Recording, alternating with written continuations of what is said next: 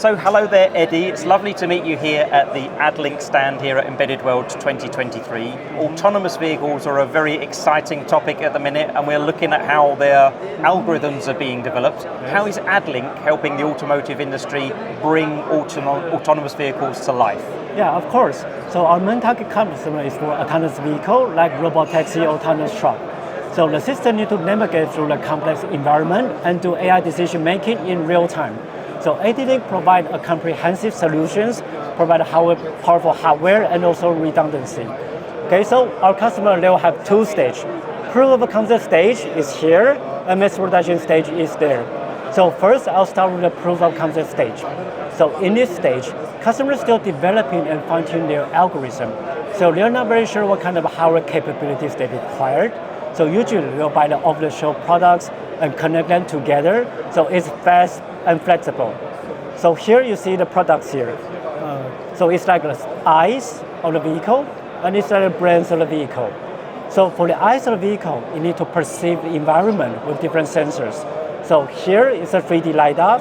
You can scan the surroundings, and here is the GMS2 cameras. Usually you have 8 to 12 GMS2 cameras in the surrounding views. GMS camera has high definition raw data and can transmit over 15 meters without degradation and also power over coax.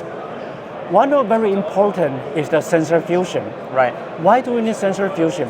Because different sensors have its strength and weakness. For example, camera is very good at object detection and peoples, but during bad weather, so dark, it doesn't work that well.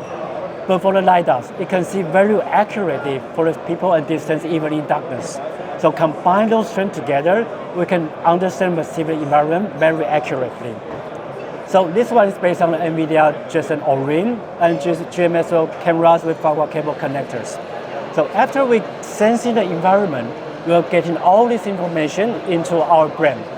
So our brain needs to do a lot of calculation in a very short time, like localization, perception, prediction, planning, and control. So we have very strong Intel CPUs and also NVIDIA GPUs and CAN bus. So we also do customers also interested in the simulation before they do real deployment, because they want to verify their algorithm, make sure it's robust and accurate enough before deployment to save cost. So we also have these demos working with AutoWare Foundation to do the digital twins to verify their algorithm in our hardware, which runs very smoothly. So one of our customers, like in the POC stage, they buy 7 this kind of hardware in their truck. Yeah, it's a very huge one. Yeah. But they got their algorithm very good and then raise more money to move to the next step, commercialization. So we're starting here with a very powerful, let's say, over-engineered solution in order to learn and train the algorithms, get the inferencing working, and look at the challenges involved in making autonomous vehicles happen. Exactly, yes. So once we've finished developing our algorithms, it's time to commercialize that solution and reduce it down to the electronics and the processors that we really need. How does that process happen at ADLINK, and what do you do to move it into the final, from prototype to production? Okay, for sure. So some of the top unicorns in our customers, they're already going to the commercialization stage. So they want to consolidate so many IPCs into just one, the integrated system. So we have this powerful integrated system, includes CPU, GPU, and safety MCU all together. So CPU, we use Intel 7 Rapids. It's a server grade, very powerful. NVIDIA GPU, we use Jetson Orin and RTX series. For safety MCU, we use Infineon TC397 series. Okay. So for the main purpose of safety MCU is monitor the system's health. So when the main system fails, it can take over and pull the car into a safety place nearby. Yeah. So another thing is, because this system has very high power consumption, very powerful, so we also have our in-house DC-DC power design.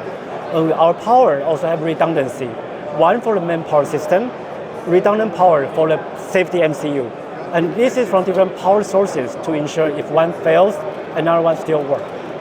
And because this one has very high power consumption, traditional fan and fenders just doesn't work for the thermal dissipation. So we'll also incorporate the liquid cooling solution. Yeah. We'll get the coolant from the vehicle, we'll go through the inlet coolant and go through all the heat sources like CPU, GPUs, and going out. So we have very quick thermal dissipation. And because the vehicle is running on the road, so we need to have the anti-shock and vibration capabilities. Okay. For example, traditionally we'll have the memory, it's a memory RDIN on it. But when the car is running, the RDIN could like shake and has some issues. So we also implement the memory onboard design to ensure it runs smoothly. Another key part is for the automatic connector. We have special automatic connector which is very rugged, like the M12 for the Ethernet and LiDAR. We also have the CMC, Molex CMC connectors, and also Fagua cable. So which is all very rugged. When you plug in, it's very hard to put it out. Good. Yeah. Another special capability is we have the time synchronization capabilities. As I mentioned, sensor fusion has so many sensors, so we need to ensure that timestamp is aligned. So usually we'll have the GPS from internal source, and then we'll implement the FPGA to do the hardware trigger all the sensors to have the same timestamp. So here's our customization stage for our customer. Integrate 5 to 7 into one integrated powerful systems. And at the end of this year, we'll have the standard product for these special strong systems. Yeah. Fantastic. Well, thank you, Eddie, for taking us through the development process for autonomous vehicles. It's really exciting to see how it's shaping up and the demonstrations you've shown us today at the ADLINK stand. Okay, thank you very much.